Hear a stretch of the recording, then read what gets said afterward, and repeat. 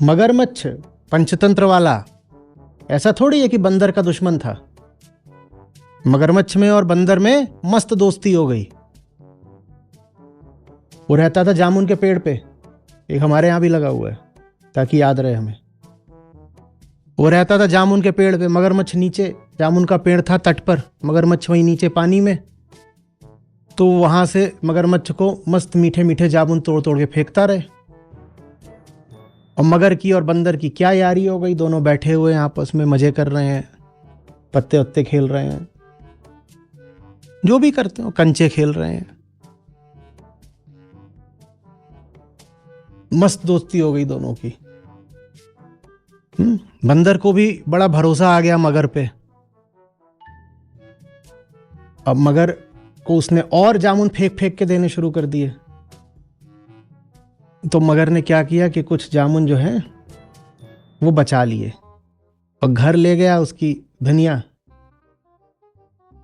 उसको दिए। तो वो भी मगन हो गई, बोलती क्या मीठे मस्त जामुन है।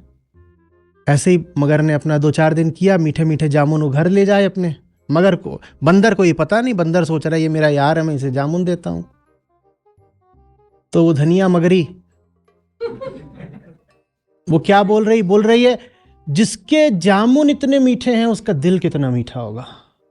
मगर बोला हाँ उसका दिल तो बहुत मीठा है, मेरा यार दिल से बहुत मीठा है।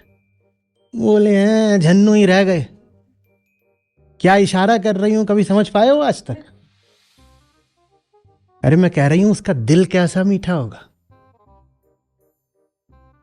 अब मगर झक बिल्कुल, बोली क्या बोल रही है? बोले नहीं, मुझे तो तूने जामुन आज दिए, वो तो दिन भर वहां पेड़ पे बैठा बैठा यही जामुन खाता है, सोच उसका दिल कितना मीठा हो गया होगा।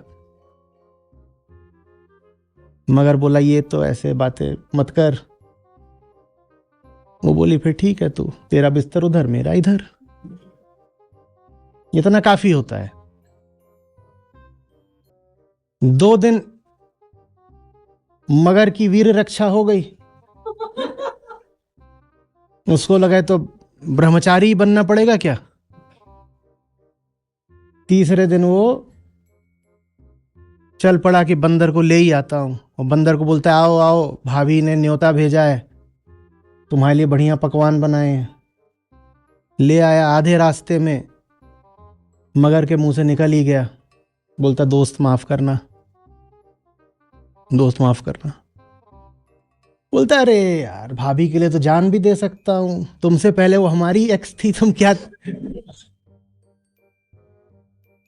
तुमने बताया होता पहले, भूल हो गई। वो दिल मांग रही थी ना, दिल तो अपना हम पेड़ पे छोड़ आए हैं, जरा वापस चलो जाए, थोड़ा दिल उठा लें भाभी के लिए। तो उसको वापस लेके गया, बंदर दौड़ के पेड़ पे चढ़ा, बोला माफ करना आचार्य जी ने इतना बोला था ड्रॉप आउट मत करो,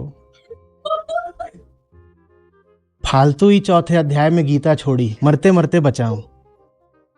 इतना समझा रहे थे वो, कर्म नहीं करता को देखो, कर्म नहीं करता को देखो। पर मैं इस मगर के मीठे मीठे कर्मों में फंस गया। मीठी बातें, मीठी बातें, बातें कर्म ही होती है ना, मीठी बातें वाणी का कर्म है बातें। मैं फंस गया। तो आचार्य जी को उसने थैंक यू भेजा, जान बची तो लाखों पाए। पर यह बात झुन्नू न समझ पाए। मगर के लिए बंदर प्यारा है, पर उसे कुछ और ज्यादा प्यारा है। इसी तरह से अहम को भी सच प्यारा है, उसे गीता प्यारी है, पर उसे कुछ और ज्यादा प्यारा है। और जब कुछ और ज्यादा प्यारा होता है, प्रायोरिटी ऑर्डर में सच नीचे आता है, तो जो नीचे आता है ना, ऊपर वाले के लिए हमेशा उसकी बलि दे दी जाती है। फिर उनसे पूछो कि सत्र क्यों नहीं सुनते, कहते नहीं सुनना तो है, लेकिन वो हमारी कुछ और हायर प्रायोरिटी है। जैसे बंदर पूछे मगर से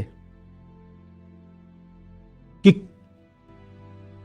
क्यों नहीं तुम मुझसे थोड़ी वफा निभाते, ये तुम, नहीं मैं तुझसे तो वफा निभाता हूं, लेकिन किसी और से मेरी ज्यादा गहरी वफा है,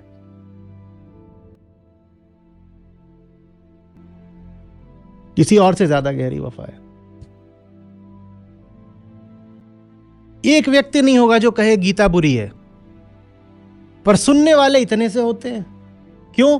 क्योंकि गीता उनको ठीक लगती है, पर कुछ और है जो गीता से कहीं ज्यादा ठीक लगता है। अब आप उनके पास जाओगे, बस उनसे कर्म पूछोगे, क्योंकि गीता अच्छी लगती है तो क्या बोलेंगे? तो आपको लगेगा ये आदमी कैसा है, बढ़िया। पर आप उसका केंद्र नहीं देख पा रहे ना। उसे केंद्र पे जाओगे तो पता चलेगा कि वो आदमी एक बहुत गड़बड़ मूल्य व्यवस्था लेके बैठा है। उसे गीता तो पसंद है, पर गीता से ज्यादा वो किसी और को अपनी जिम्मेदारी समझता है। तो उसके लिए वो गीता को छोड़ने छाड़ने को या बैक बर्नर पर रखने को तैयार हो जाता है। बैक बर्नर माने पीछे धकेल दिया, हिंदी में कहते हैं फाइल ठंडे बस्ते में डाल दी। ये मुद्दा बाद में देखेंगे, ये बाद में देखेंगे, बाकी काम पहले करेंगे, गीता वाला काम बाद में करेंगे।